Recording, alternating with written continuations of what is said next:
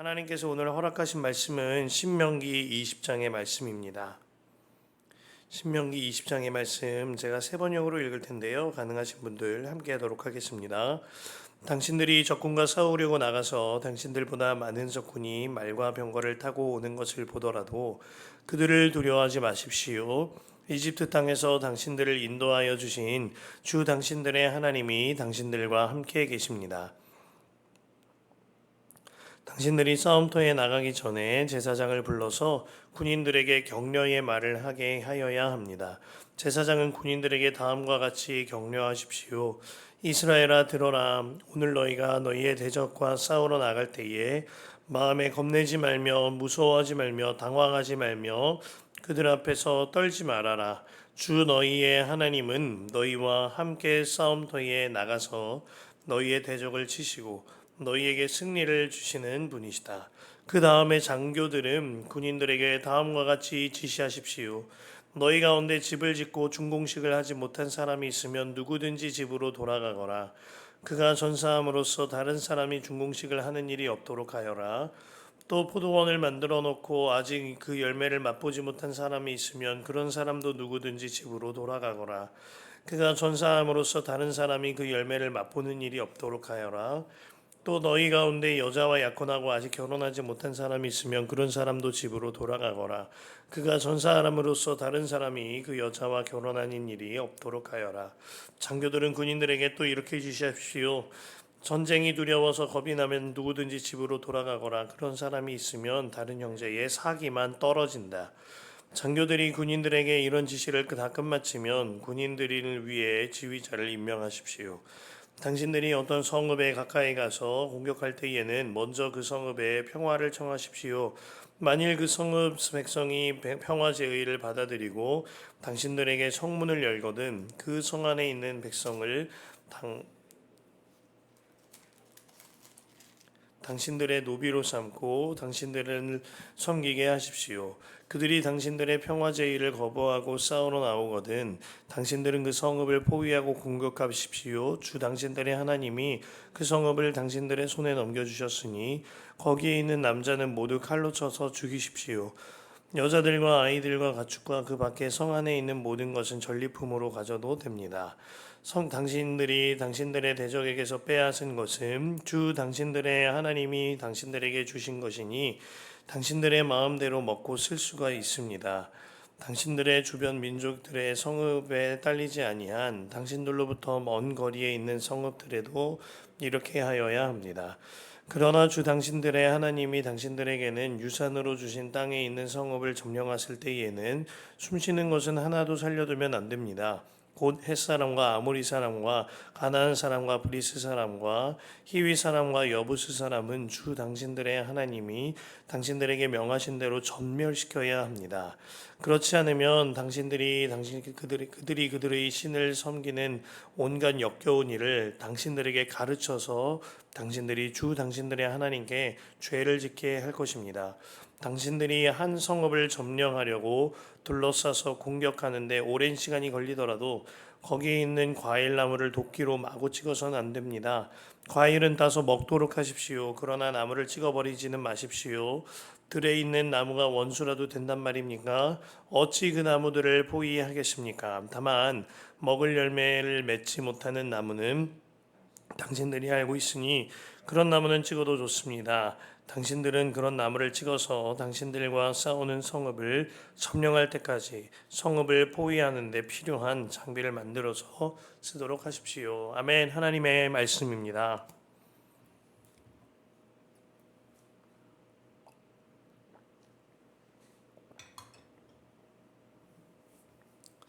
참 감사한 주님 안에서 감사한 주님으로 인하여 감사한 금요일 새벽입니다. 오늘 저녁에는 금요 성령 집회가 있습니다. 이를 통하여 주님 안에 성령으로 충만한 마음 되시기를 축복합니다. 우리 삶이 매일이 전쟁이라는 표현을 종종 씁니다. 가정에서나 일터에서나 매일 전쟁과 같은 삶을 마주한다는 이야기일 텐데요. 그 가운데 오늘 여는 말씀이 저와 여러분들의 약속의 말씀이 되기를 원합니다. 1절에 이렇게 기록합니다. 당신들이 적군과 싸우려고 나가서 당신들보다 많은 적군이 말과 병거를 타고 오는 것을 보더라도 그들을 두려워하지 마십시오. 이집트 땅에서 당신들을 인도하여 주신 주 당신들의 하나님이 당신들과 함께 계십니다. 모세는 분명히 말하기를 애굽에서 인도하신 주님께서 지금도 우리와 함께 하신다고 말하고 있습니다. 정말 맞습니다. 우리를 구원하게 하신 주님께서 지금도 우리와 함께 하십니다. 여러분들은 정말 구원 얻으셨습니까? 틀림없이 구원 얻으셨습니까? 나 같은 죄인이 십자가의 은혜로 말미암아 구원을 얻었습니다. 게다가 그 주님께서 지금도 내 안에 들어와 사세요. 이보다 더 큰 기적은 없는 겁니다. 그 구원의 주님이 지금도 우리와 함께 하신다고 하셨습니다. 이 복음이 정말 믿어진다면 지금 내 앞에 펼쳐진 전쟁통에서도, 내 인생에 펼쳐진 전쟁통에서도 지금도 나와 함께 하시는 주님으로 말미암아 힘을 낼 수 있는 것입니다. 역대하 20장에 보면 여호사밧 왕이 유다를 다스릴 때 모압과 암몬을 비롯한 에돔 지역의 세일 지역의 잡족들이 연합군을 결성하여 유다를 포위하는 사건이 기록됩니다. 적잖이 두려울 만한 이 상황에서 여호사밧 왕이 굉장히 특이한 일을 하는데, 그 군사 행렬의 가장 최전선에 선두에 찬양대를 세워두는 일이었습니다. 역대하 20장 21절에 보면 여호사밧은 노래하는 사람들을 뽑아 거룩한 예복을 입히고 군대 앞에서 행진하게 하였다. 그는 또 노래하는 사람들이 주님께 감사하여라, 그의 인자하심이 영원하다 하면서 주님을 찬양하게 하였다 하였습니다. 그러니까 먼저 부른 찬송으로 전쟁을 나간 겁니다. 전쟁터에 나갈 때 군사행렬 가장 선두에 찬양대를 먼저 세우는 일은 거의 전쟁에 있어서는 자살행위나 마찬가지입니다. 무장되지도 않았거니와 적의 공격에 무방비 상태로 군인이 공격당할 것이 뻔하기 때문입니다. 그런데 여호사밧 왕이 이렇게 군사 행렬을 배치한 까닭이 있습니다. 하나님께서 이 전쟁에 함께 하시겠다고 약속을 하셨고, 여호사밧은 그 하나님을 완전히 신뢰하였기 때문입니다. 모압 암몬 연합군이 쳐들어왔을 때 여호사밧이 하나님께 이렇게 기도합니다. 역대하 20장 12절에 우리의 편을 드시는 하나님이라고 부르고 있어요. 우리 편을 드시는 하나님, 그들에게 벌을 내리지 않으시렵니까? 우리를 치러 온 저 큰 대군을 대적할 능력이 우리에게는 없고 어찌할 바도 알지 못하고 이렇게 주님만 바라보고 있을 뿐입니다. 너무나도 인상 깊은 기도인 겁니다. 우리의 편을 드시는 하나님이라고 외치면서 저는 아무 힘이 없으니 이렇게 주님만 바라보고 있을 뿐입니다 라고 울부짖고 있는 거죠. 이때 당시에 아녀자들까지도 주님 앞에 나와, 유다 모든 백성이 주님 앞에 나와 이렇게 울부짖으며 기도하였다고 했습니다. 그때 주님께서 야하시엘이라는 레위 사람을 통하여서 하나님의 말씀을 들려주십니다. 역대하 20장 15절에서 17절에 적군이 아무리 많다 하여도 너희들은 두려워하거나 겁내지 말아라. 이 전쟁은 너희가 하는 것이 아니라 나 하나님이 맡아서 하는 것이다. 17절에 보면 이 전쟁에서는 너희가 싸울 것이 없다. 너희는 대열만 정비하고 굳게 서서 나 주가 너희에게 승리를 가져다 주는 것을 보아라. 유다와 예루살렘아, 너희는 두려워하지 말아라, 겁내지 말아라. 내일 적들을 맞아 싸우러 나가거라. 나 주가 너희와 함께 있겠다 하셨습니다. 지금까지도 함께 하신 주님, 나를 구원하시고 지금 이 자리까지 인도하신 그 하나님께서 지금도 이 전쟁에도 함께 하시니 이 문제도 함께 하시니 그 주님이 믿어지니까 여호사밧 왕이 먼저 부르는 찬송으로 전쟁에 임할 수 있었던 겁니다. 저와 여러분들도 똑같이 구하게 되길 바랍니다. 우리의 편을 드시는 하나님, 나는 주님만 바라보고 있을 뿐입니다. 어떠한 문제 앞에서, 질병과 재정과 관계와 사람의 문제 앞에서 하나님, 제가 할 수 있는 것은 아무것도 없습니다. 우리의 편을 드시는 하나님, 저는 그냥 주님만 바라볼 뿐입니다. 이 기도가 저와 여러분들의 기도가 되기를 원합니다. 그때 주님이 틀림없이 말씀하십니다. 두려워하지 말라, 겁내지 말라, 당황하지 말아라. 이 전쟁은 내가 하는 것이라, 내가 너와 함께 있겠다. 우리가 바라볼 것은 그 문제 덩어리가 아니라 하나님 한 분인 것입니다. 그러므로 먼저 부르며 찬송 부르며 그 전쟁에 임할 수 있는 것이죠. 그러나 먼저 부르는 이 찬송은 입술로만 고백하는 것이 아닌 겁니다. 우리가 삶으로 먼저 주를 바라보고 먼저 찬송 부르는 나의 마음을 군사행렬 가장 선두에 두며 삶으로 찬송 부르며 주를 바라볼 수 있겠습니다. 오늘 본문에서 먼저 부르는 찬송을 입술이 아닌 삶으로 부르는 법을 알려주고 있습니다. 2절에 제사장들은 2절 이하에 보면 제사장들은 군인들에게 격려의 말을 하라고 알려줍니다. 그 내용이 4절에 보면 주 너희의 하나님은 너희와 함께 싸움터에 나가서 너희의 대적을 치시고 너희에게 승리를 주시는 분이시다 하는 것입니다. 우리와 함께 하시는 하나님을 믿는 믿음으로 서로를 향하여 격려하는 것, 이것이 먼저 부르는 찬송인 거죠. 우리와 함께 하신 하나님을 바라보면서 함께 삶을 나누고 고백하며 서로 격려하는 일 중에 아주 중요한 일이 예수님과 동행하는 일기를 적는 일입니다. 이 일에 있어서 오늘 말씀처럼 댓글로 함께 섬기고 아멘으로 함께 섬길 때 서로를 향해 격려하는 일이 우리 안에도 풍성히 일어날 수 있는 겁니다. 어느 사모님이 나눔방에서 한 사모님에게 이런 말을 하셨다고 합니다. 저는 작심삼일도 못하는 존재입니다. 이런 말을 하셨대요. 나는 작심삼일도 하지 못해서 낙심이 됩니다. 그래서 일기 쓰고 다음날 무너지고 그 다음날 무너지는 내 모습을 보며 이 일을 포기하고 싶습니다 하는 이야기를 하셨다는 거예요. 그 이야기를 듣던 다른 분께서 이렇게 대답해 주셨다고 합니다. 맞아요.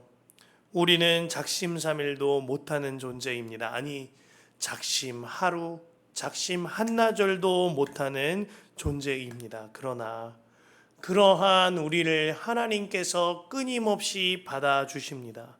그 은혜로 날마다 주님 앞에 서는 것이 우리에게 필요한 것입니다. 저도 당신을 위해 응원하며 기도하겠습니다 하고 서로를 격려하면서 댓글로 세워주고 다시 일어서게 되었다는 것입니다. 깨달아야 합니다.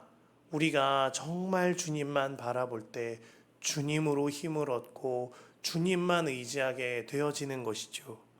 말씀 앞에서 저한테 있어서 이 부분이 답답하였습니다. 저는 제게 이러한 격려를 해야 할 힘이나 여력이 부족하다고 생각을 했습니다. 그러나 말씀 가운데 깨닫는 것은 저의 힘이나 여력이 부족하여서 제가 댓글을 달고 아멘으로 섬기는 일이 연약한 것이 아니었어요. 저에게 이렇게 댓글을 달고 격려할 믿음이 부족했던 것입니다.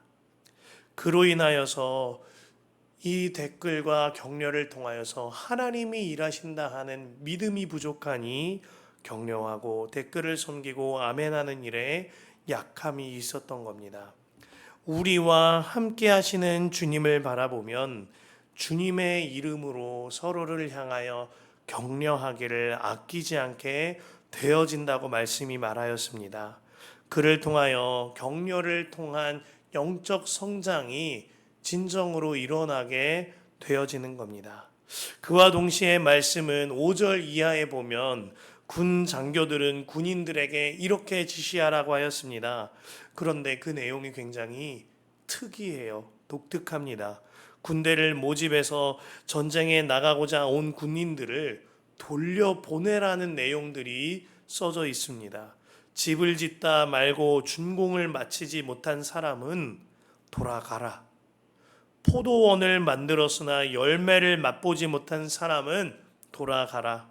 약혼했으나 결혼하지 못한 사람은 돌아가라고 배려합니다. 그 중에서 두려워 떠는 사람은 필히 반드시 돌아가라고 하였습니다. 아니, 전쟁은 숫자 싸움 아니겠습니까? 한 사람이라도 악착같이 모아서 전쟁에 나아가야 되는 것 아닐까요? 그런데 아닌 겁니다. 하나님이 함께 하시니 1000명, 10,000명의 군사가 모일지라도 소용없는 거죠. 하나님이 함께 하시는, 하나님만 바라보며 전심으로 온 힘 다해 전쟁에 임할 그 한 사람이면 주님 편에서는 충분하신 겁니다. 그렇습니다. 우리의 삶의 전쟁은 사람 바라보거나 다른 것 물질 바라보고 치르는 전쟁이 아닙니다. 오직 주님 바라보고 치러야 하는 전쟁인 거예요.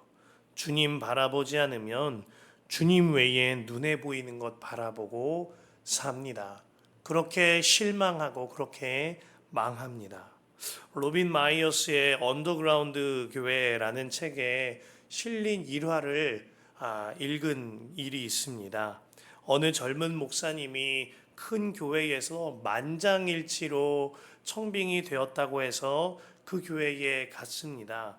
그런데 나중에 들어보니까 이 만장일치가 정말 만장일치가 아니라 사실상 만장일치라는 이야기를 들었다는 거예요.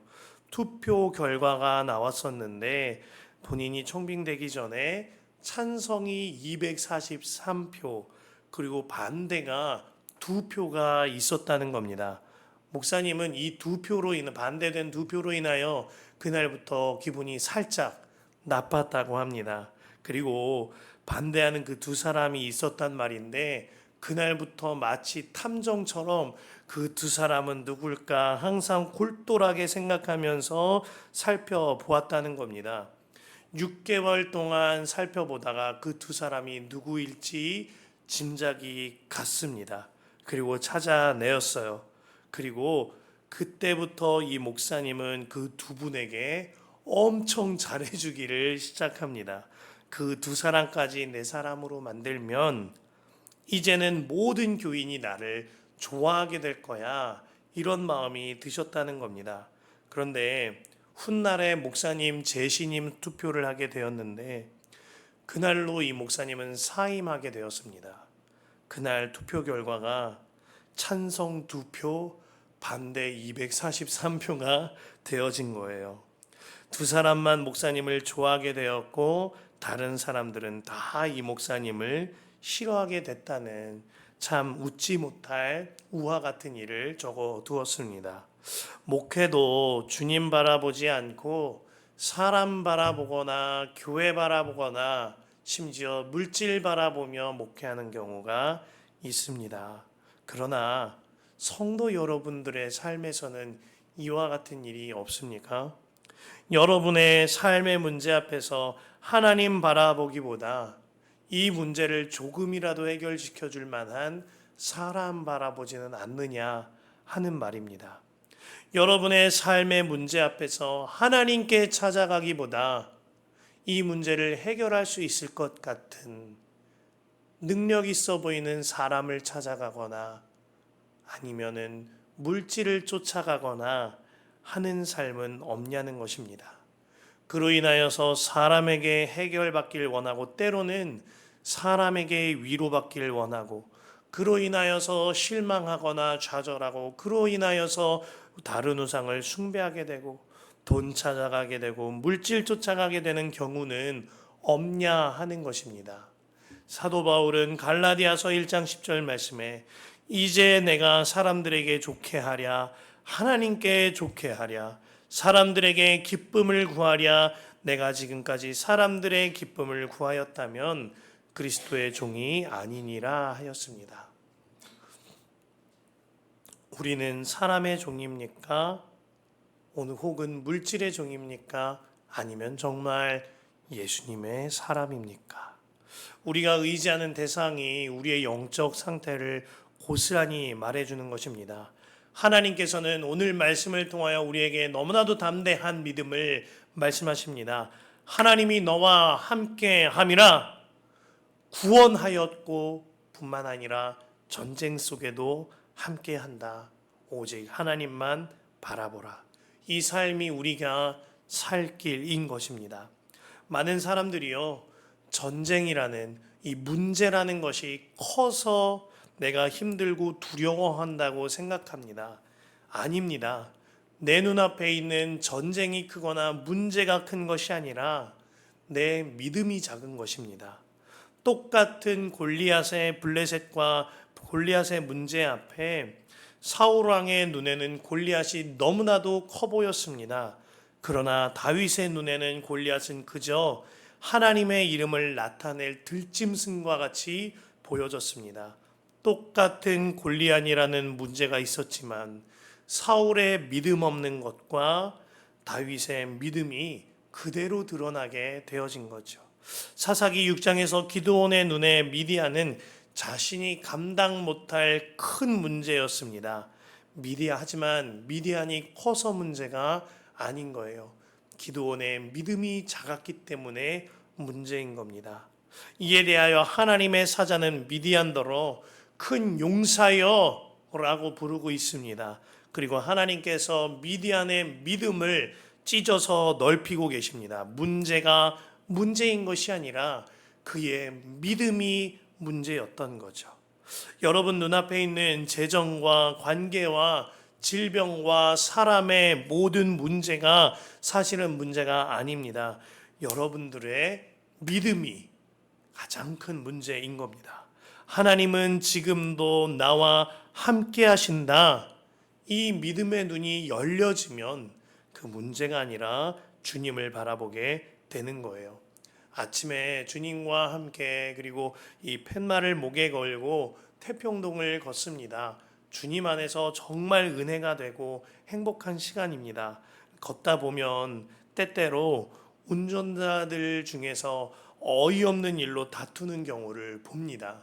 나는 직진해야 되는데 당신은 우회전하려 하니 나는 양보할 수 없다. 이런 식인 거예요. 그로 인해서 정말 이 작은 것으로 인해서 전쟁처럼 싸웁니다.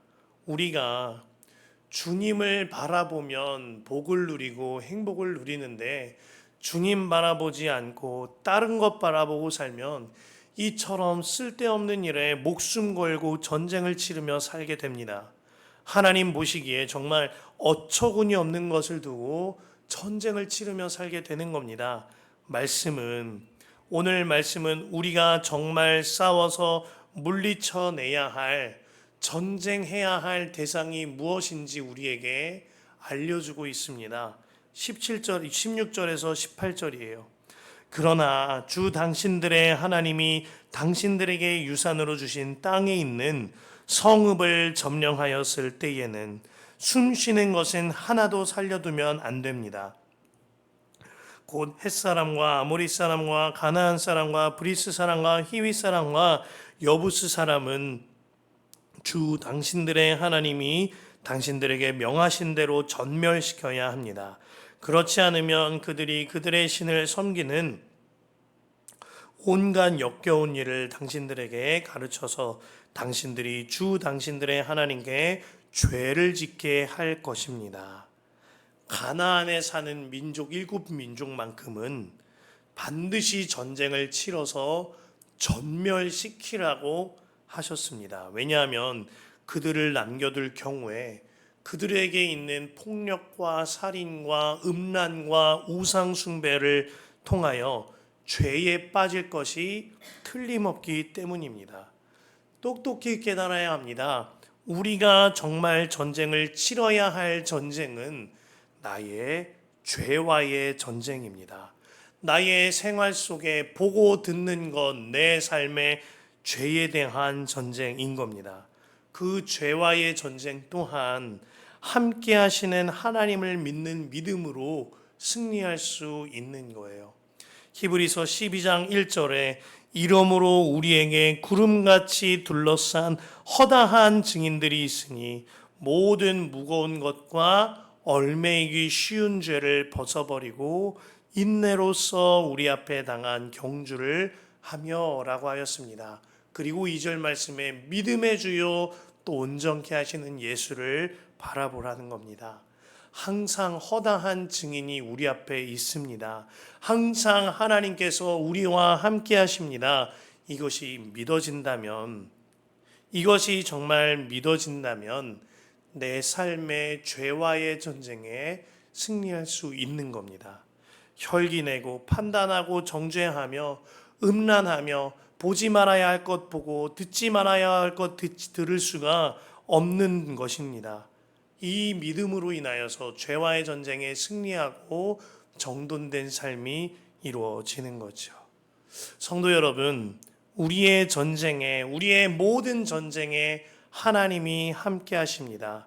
그 믿음이 재정의 전쟁, 관계의 전쟁, 질병의 전쟁, 무엇보다도 내가 전쟁을 치러야 할 정쟁의 대상이 무엇인지 깨우치게 하는 것입니다. 마침내 주님을 믿는 믿음이 승리로 이끄는 거예요. 오직 주님만 바라보십시다. 그 길이 우리가 전쟁에서 승리할 길인 것입니다.